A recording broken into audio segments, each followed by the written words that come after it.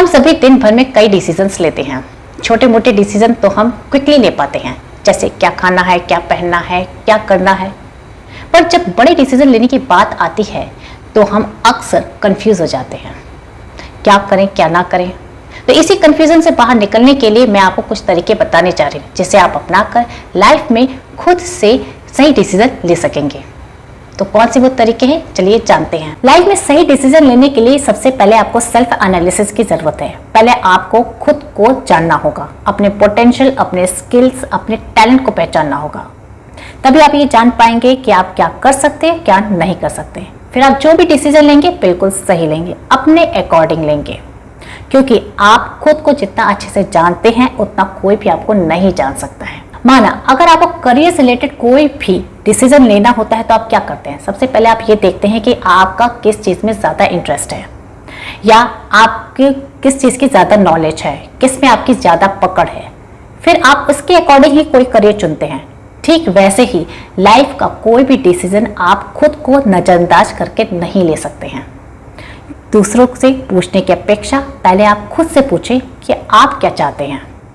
बहुत ज़्यादा लोगों से पूछताछ भी ना करें कि आपको क्या करना चाहिए, क्या डिसीजन लेना चाहिए। जितना आप लोगों से पूछेंगे उतना ही आप ज़्यादा कंफ्यूज होंगे, और कंफ्यूजन के स्टेट में आप सही डिसीजन नहीं ले पाएंगे।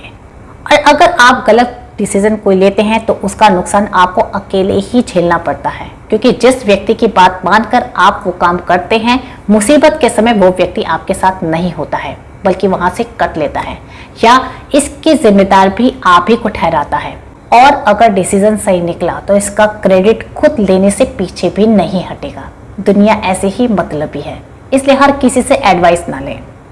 सबसे मिले जानकारियां लें, लेकिन एडवाइस हर किसी से ना लें। अगर लेना है तो अपने पेरेंट्स या अपने कुछ खास लोगों से लें जो आपका भला चाहते हो।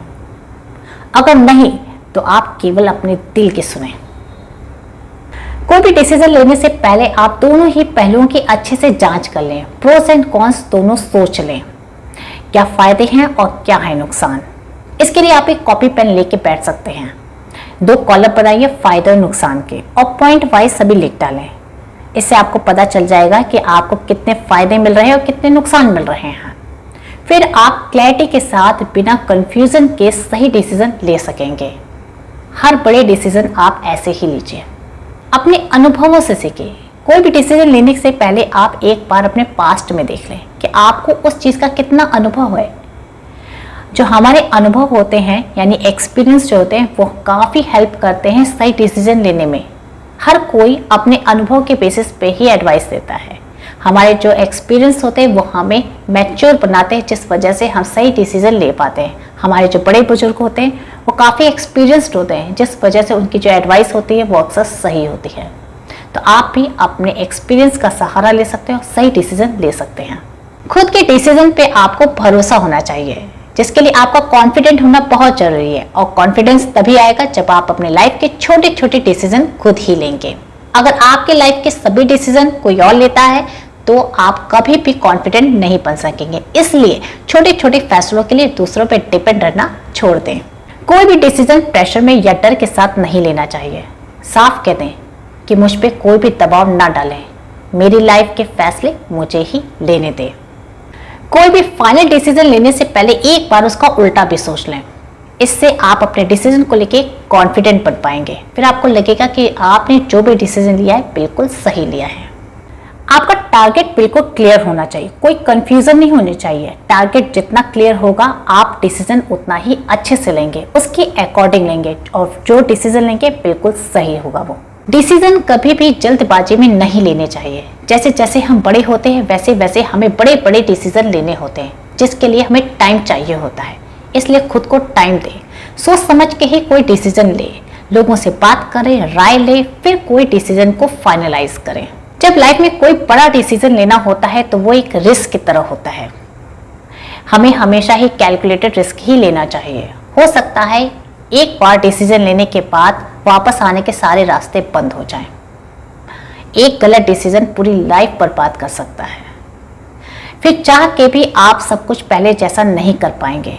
इसलिए बड़े फैसलों को टाइम देने की जरूरत होती है। दूसरों की गलतियों से सीखें। अगर आप लाइफ में एक बार में ही सही डिसीजन लेना चाहते हैं तो आप दूसरों की गलतियों पर ध्यान दें और ध्यान दें कि आप वो गलती ना करें। अगर आपके पास ऑप्शंस ज्यादा हैं जिस वजह से आप सही डिसीजन नहीं ले पा रहे हैं तो आप उन सभी ऑप्शंस को एक दूसरे से कंपेयर करें, फिर आप उसमें से अपने लिए बेस्ट चुन सकते हैं। इसके लिए भी आप एक कॉपी पेन लेके बैठ सकते हैं। उन सभी ऑप्शंस की जितनी भी जानकारियां आपके पास है उन्हें लिखिए, फिर एक दूसरे से कंपेयर कीजिए। इससे आप क्लैरिटी के साथ सही डिसीजन ले सकेंगे। इस टेक्निक का इस्तेमाल आप कहीं भी कर सकते हैं। आप अपने लिए सही लाइफ पार्टनर चुनने के लिए भी कर सकते हैं या अच्छे कॉलेज में एडमिशन के लिए भी कर सकते हैं। इसके लिए आपको इन्फॉर्मेशन पहले कलेक्ट करनी होती है, सही इन्फॉर्मेशन चाहिए होती है, फिर उसके बेसिस पे आप अपने लिए बेस्ट चुन सकते हैं। कहा जाता है कि इमोशनल होकर कभी भी कोई भी डिसीजन नहीं लेना चाहिए।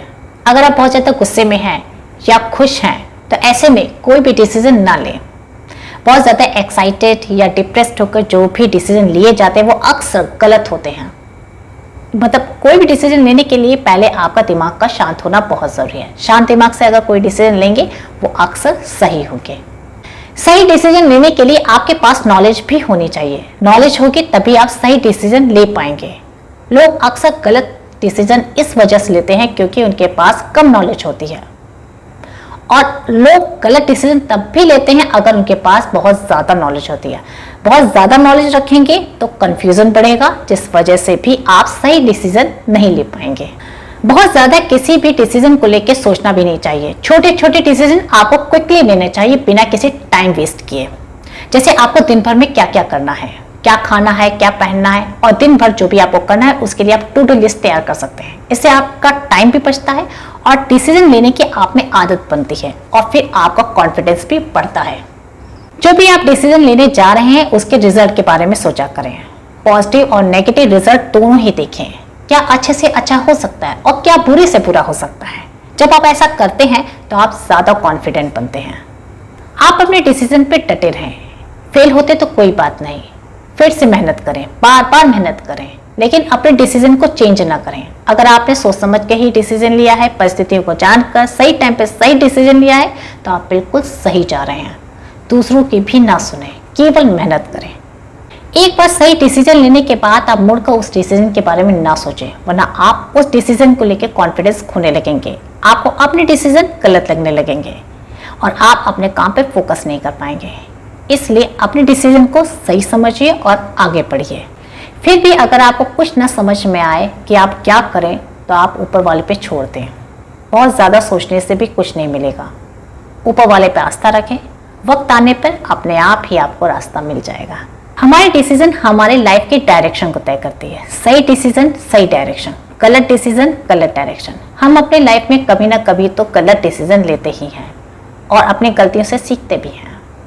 गलत डिसीजन का पछतावा न करते हुए हमें आगे बढ़ना चाहिए और कोशिश करना चाहिए कि आगे से हम सही डिसीजन लें।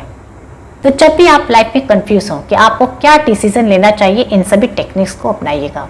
अगर आपको आज का वीडियो हेल्पफुल लगा हो तो इस वीडियो को लाइक कीजिएगा और दूसरों के साथ शेयर कीजिएगा। अगर चैनल को सब्सक्राइब नहीं किया तो चैनल को सब्सक्राइब कर दीजिएगा with bell icon. Thank you for watching.